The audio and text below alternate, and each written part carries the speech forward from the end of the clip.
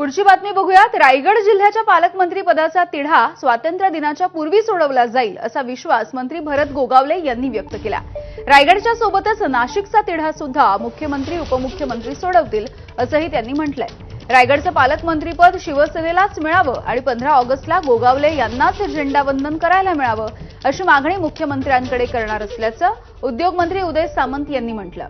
सामंत यांच्या या वक्तव्याला पाठिंबा देताना गोगावलेंनी हा विश्वास व्यक्त केला आहे।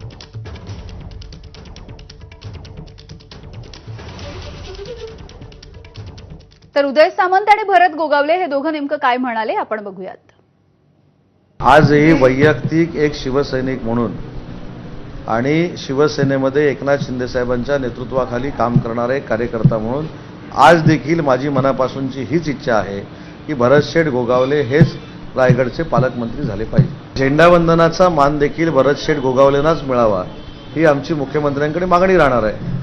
तिढा सुटावा यासाठी सगळ्यांचे प्रयत्न चालू आहेत आणि मला वाटतं कदाचित 15 ऑगस्टच्या अगोदर हा तिढा सोडवला जाईल आपल्या या तिन्ही नेत्यांच्या बरोबर असं वाटतंय। असाच संघर्ष नाशिक जिल्ह्याचा सुद्धा आहे। तिथेही राष्ट्रवादी आणि शिवसेना सत्तेतल्याच पक्षांमध्ये जी आहे ती दरी आहे, त्यामुळे पालकमंत्री पदाचा तिथलाही तिढा सुटला।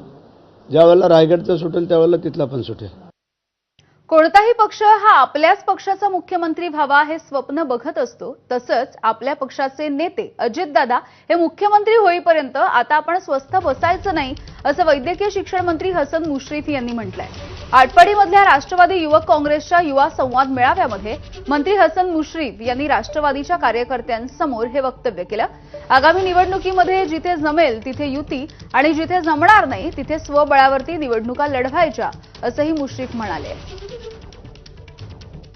जमीन तिथे युती जमणार नाही तिथे स्वबळावर फक्त तिने आपल्या पक्षावर एकमेकावर टीका न करता निवडणूक लढवायची आणि निवडणूक लढवल्यावर त्यावर युतीचा झेंडा कसा फडकेल आणि त्यातल्या त्यात राष्ट्रवादीचा कसा फडकेल यासाठी आपण सर्वांनी काम करावं।